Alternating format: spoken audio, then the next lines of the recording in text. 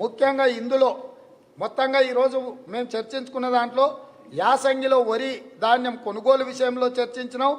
అదేవిధంగా అధిక వర్షాల వల్ల పంట నష్టం జరిగిన 2020లో జరిగిన నష్టాన్ని హైకోర్టు ఆదేశాలు ఇచ్చింది, రైతులకు నష్టపరిహారం ఇవ్వమని. దాన్ని ఇప్పటి వరకు అమలు చేయలేదు.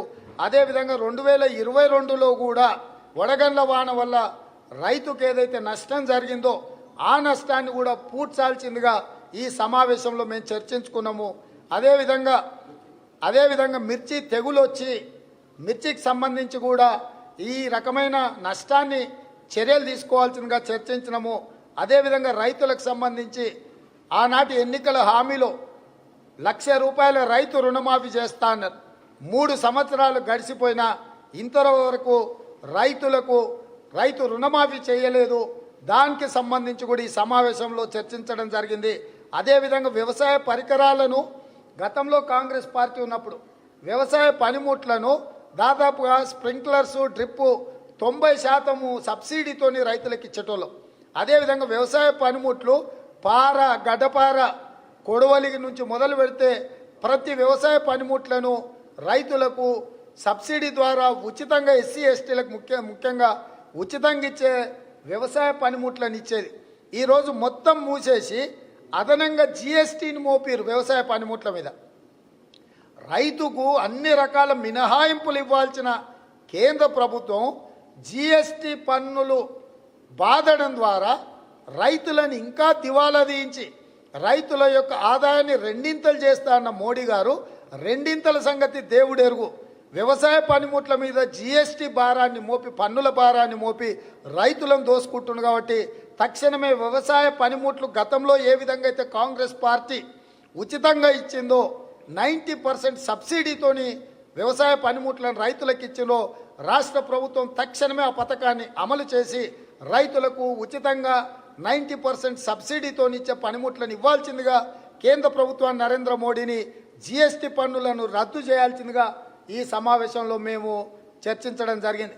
అదేవిధంగా మిర్చి పంట మీకు తెలుసు, ఖమ్మము వరంగల్ పార్ట్ ప్రాంతంలో అత్యధికంగా మిర్చి పండిస్తారు. ఇవాళ మిర్చికి వచ్చిన తెగులేందో, ఇంతకుముందు వ్యవసాయం పంటలలో ఏదైనా తెగులు వస్తే తక్షణమే సైంటిస్టులను క్షేత్రస్థాయికి పంపించి నివేదికలు తెప్పించి అగ్రికల్చర్ యూనివర్సిటీ నుంచి ప్రొఫెసర్స్ను మేధావులను పంపించి ఏ రకమైన తెగులు వచ్చింది, ఈ తెగులుకు గల కారణాలు, ఈ తెగులు నుంచి పంటలను కాపాడడానికి అవసరమైన ఏ మందులు వాడాలనో కూడా చెప్పేది. కానీ ఈరోజు వరి రైతులు మన మిర్చి రైతులు 22 మంది ఈరోజు మహబూబాబాద్ ఖమ్మం ప్రాంతంలో ఆత్మహత్యలు చేసుకుంటే పెట్టుబడులు లక్షలాది రూపాయల నష్టం వస్తే రాష్ట్ర ప్రభుత్వం పట్టించుకోలేదు. ఇది దుర్మార్గమైన చర్య. తక్షణమే మిర్చి పంటలో నష్టపోయిన రైతులకు నష్టపరిహారాన్ని ఇవ్వడమే కాకుండా చనిపోయిన రైతాంగ కుటుంబాలను ఆదుకోవాల్సిందిగా ఈ సమావేశంలో మేము చర్చించడం జరిగింది. అదేవిధంగా పసుపు పంట గుండు, బోడగుండు, అరగుండు అందరు కలిసి రైతులకు పంగనామాలు పెట్టిండ్రు. ఓడు బోటు తెస్తా అంటాడు, ఓడు గిట్టుబాటు ధర అంటాడు. ఇవాళ ఖమ్మం మన నిజామాబాద్ ప్రాంతంలో అత్యధికంగా పసుపు, ఎర్రజొన్నలు, చెరుకు పండిస్తారు. ఇవాళ రైతులను ఫ్యాక్టరీలు మూతేయడం ద్వారా చెరుకు పంట నాశనమైంది, గిట్టుబాటు ధర రాకపోవడం వల్ల పసుపు పంట నాశనమైంది. మీరు మొక్కజొన్నలు పండించనే వద్దు, కొనేటోళ్ళు లేడని కేసీఆర్ చెప్పడం ద్వారా మొక్కజొన్నలు పోయినాయి. ఎర్రజొన్నల గురించి ఇంకా చెప్పాల్సిన అవసరమే లేదు. సో ఈ పంటలు కూడా ప్రభుత్వమే కక్ష కట్టి ఈ పంటలు పండించే రైతులను కక్ష సాధించడం వల్ల ఈరోజు ఆ పంట కూడా చేతికి రాకుండా పోయింది. చెరుకు ఫ్యాక్టరీ 100 రోజుల్లో తెరుస్తామన్న కవిత గారు ఈరోజు ఫ్యాక్టరీలన్నీ మూతబడి 8 ఏళ్లుగా వస్తున్న చెరుకు ఫ్యాక్టరీలు తెరవకపోవడం వల్ల ఆ ప్రాంతంలో ఉండే రైతులు చెరుకు పండించడమే మానేసి ఇతర పంటలకు వెళ్ళాల్సిన, దివాలా తీయాల్సిన పరిస్థితులు వచ్చినాయి. ఇదే కాకుండా పత్తి, తెల్ల బంగారం అని చెప్పుకునే పత్తి వేసిన వాళ్ళు గిట్టుబాటు ధర రాక ఈరోజు పురుగుల మందు దాగి చచ్చిపోయే పరిస్థితులు వచ్చినాయి. ఇదే కాకుండా కొడంగల్, వికారాబాద్, తాండూర్, పరిగి, మీకు నారాయణపేట్, మక్తల్ వరకు కందులు, తాండూరు పప్పు అంటే ప్రపంచంలోనే ప్రసిద్ధి. పప్పు ధాన్యాలకు సంబంధించిన బోర్డు పెడతామని చెప్పి అది పెట్టకపోను ఈరోజు కనీస మద్దతు ధర ఇవ్వకపోవడం వల్ల పప్పులు పండించే, కందులు పండించే రైతులు కూడా ఈరోజు వాటిని దారి మళ్ళిరు. ఈరోజు నేను ఏం చెప్పదలుచుకున్నా, కేసీఆర్ గారు ప్రజల్ని ఎట్లా మోసం చేస్తుండంటే, మీరు ఫ్యాక్టరీ మూసేసి చెరుకు బంద్ పెట్టారు. గిట్టుబాటు ధర లేక పసుపును బంధు పెట్టారు. ఎర్రజొన్నలు పండిస్తే పట్టించుకోలేదు మీరు. మొక్కజొన్నలు మీరే పండించొద్దన్నారు. మిర్చి వేస్తే తెగులు వస్తే మీరు పట్టించుకోలేదు. పత్తి వేస్తే గిట్టుబాటు ధర రాలే. ఇట్లా ప్రతి కమర్షియల్ క్రాప్ని రైతులను కేసీఆర్ గారు పండించకుండా చేసి కొనుగోలు చేయకపోవడం వల్ల, గిట్టుబాటు ధర ఇవ్వకపోవడం వల్ల ఈరోజు ఆ పంటలన్నీ కూడా, ప్రత్యామ్నాయమైన పంటలన్నీ కూడా తెలంగాణలో ఈరోజు పండించడం మానేసిండ్రు. ఇవాళ కేసీఆర్ నిర్లక్ష్యం వల్ల, ప్రభుత్వ సహకారం లేకపోవడం వల్ల చెరుకు రైతులు, పసుపు రైతులు, కందులు పండించే వాళ్ళు, మిర్చి పండించే వాళ్ళు, పత్తి పండించే వాళ్ళు, మొక్కజొన్నలు పండించే వాళ్ళు, ఈ రకంగా ఎర్రజొన్నలు పండించే వాళ్ళు ప్రభుత్వం వైపు నుంచి సహకారం లేకపోవడం వల్ల, గిట్టుబాటు ధర రాకపోవడం వల్ల ఈ ఈ ఈ పంటలన్నిటిని కూడా మానేసిండ్రు. మానేసి రైతులు ఏం చేసిండ్రు? కేసీఆర్ గారు 2 లక్షల కోట్లు ఖర్చు పెట్టి 1 కోటి ఎకరాలకు నీళ్ళు ఇస్తున్నా, కాళేశ్వరం తీసుకొచ్చిన అపర భగీరథుని, ఆకాశంలో ఉన్న గంగను నెత్తిమీదకి తెచ్చిందని భూమి మీద పారిస్తున్నా, నదులకు నడక నేర్పిన, నీళ్లకు పరిగెత్తడం నేర్పిన ఈయన నాట్య మయూరి అని చెప్పి ప్రకటనలు చేసి 1 కోటి ఎకరాలకు నీళ్ళు ఇస్తున్నా అన్నాడు. 24 గంటలు ఉచిత విద్యుత్ ఇస్తున్నా అన్నాడు. 1 కోటి ఎకరాలకు నీళ్ళు ఇచ్చి 24 గంటలకు ఉచిత విద్యుత్ ఇచ్చిన తర్వాత రైతులు అన్ని కమర్షియల్ పంటలను అన్నిటిని కూడా సిటీ చుట్టుముట్టుతా పాలకూర, మెంతం కూర, పచ్చిమిరపకాయలు, లేకపోతే మన ఇట్లాంటి అంటే కూరగాయలకు పండించిన డైరీ కానీ, ద్రాక్ష పండ్లు కానీ, పంటలు కానీ, అంటే పండ్ల తోటలు కానీ, కోడిగుడ్లు పౌల్ట్రీ ఫార్మ్స్ కానీ, రంగారెడ్డి, హైదరాబాద్ చుట్టుముట్టుతా పండించే ఈ హైదరాబాద్కి అవసరమైన తినుబండారాలను పండించేటివి కూడా ప్రభుత్వం నిర్లక్ష్యం వల్ల అవి మూసుకుపోయినాయి. అంటే చివరాఖరికి రాష్ట్రంలో పాలకూర లేదు, మెంతం కూర లేదు, ఆలుగడ్డలు లేవు, టమాటాలు లేవు, చెరుకు లేదు, మిర్చి లేదు, పత్తి లేదు. ఏ రకమైన పంటలు కూడా ప్రభుత్వ సహకారం అందకపోవడం వల్ల, సబ్సిడీలు ఇవ్వకపోవడం వల్ల, ఈ పంటలు పండించే వాళ్ళని ప్రోత్సహించకపోవడం వల్ల ఈ పంటలన్నీ కూడా కాలం చెల్లిపోయినాయి. చివరికి రైతులందరూ దేని మీదకి వచ్చిండ్రు? ప్రభుత్వము ఉచిత కరెంట్ 24 గంటలు ఇస్తున్నాం, 1 కోటి ఎకరాలకు నీళ్ళు ఇస్తున్నాం అని చెప్పడం ద్వారా భూమినే నమ్ముకొని వ్యవసాయం మీద ఆధారపడ్డ రైతు ఇవాళ వరి పండిస్తున్నాడు. చివరికి ఇప్పుడు వరి కూడా కొనను, వరేస్తే ఊరేసుకున్నట్టే అంటున్నాడు. అంటే ఏం చెప్పదలుచుకున్నాడు? 8 సంవత్సరాలలో కేసీఆర్ గారు ప్రతి సంవత్సరం ఒక్కొక్క ఫ్యాక్టరీని, ఒక్కొక్క పంటను నేలమట్టం చేసి, భూస్థాపితం చేసి, చివరికి వరికి తీసుకొచ్చి వరేస్తే ఊరేస్తా అంటున్నాడు.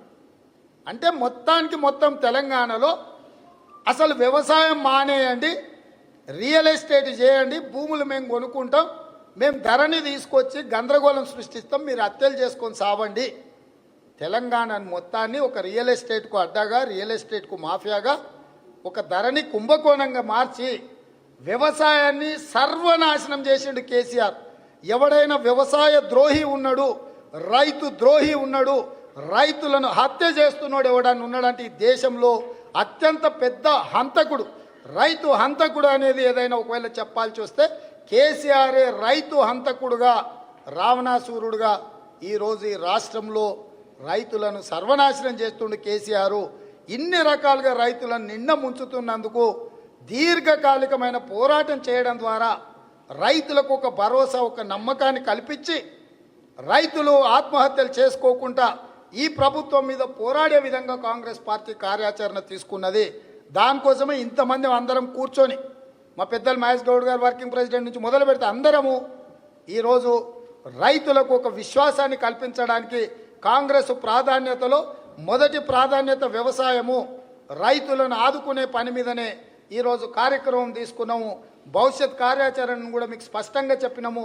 మిగతా వివరాలు కూడా పార్టీలో ఉండే మిగతా పెద్దలందరితో మాట్లాడి పొలిటికల్ అఫైర్స్ కమిటీలో చర్చించి దీర్ఘకాలికమైన కార్యాచరణను తీసుకుంటాము. కేసీఆర్ రైతులను వంచడానికి, రైతు వ్యతిరేక వ్యవసాయ నల్ల చట్టాల మీద 16 నెలలు ఢిల్లీలో కొట్లాడుతుంటే రాకేష్ తికాయత్ గుర్తురాలే కేసీఆర్.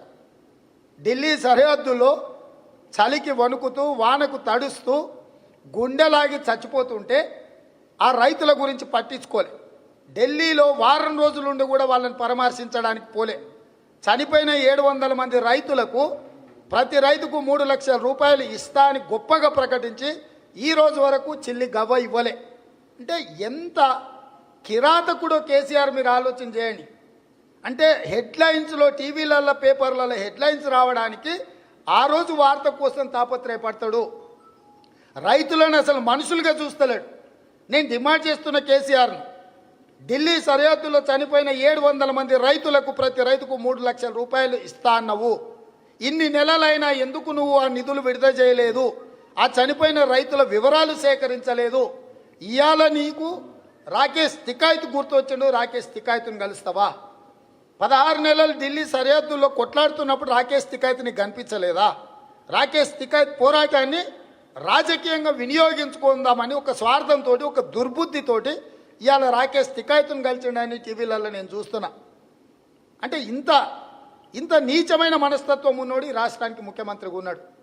ఈ రాష్ట్రంలో ఇన్ని గందరగోళమైన పరిస్థితులు ఉంటే ముఖ్యమంత్రిగా తక్షణమే వ్యవసాయ శాఖ మంత్రిని, అదేవిధంగా పౌర సరఫరాల శాఖ మంత్రిని ఇద్దరిని తీసుకొని ఢిల్లీకి వెళ్ళి, ఢిల్లీలో ఫుడ్ సెక్యూరిటీ మినిస్టర్ను కలిసి, అగ్రికల్చర్ మినిస్టర్ను కలిసి, నువ్వు తెలంగాణలో వరి కొనాల్సిందే, గిట్టుబాటు ధర ఇవ్వాల్సిందే అనే కార్యాచరణను తీసుకొని ఢిల్లీకి వెళ్ళాల్సిన ముఖ్యమంత్రి ఢిల్లీకి వెళ్ళి ఆయన పార్టీని విస్తరించుకోవడానికి, ఆయన రాజకీయ ప్రయోజనం కోసం అందరినీ కలిసే ప్రయత్నం చేస్తుండు.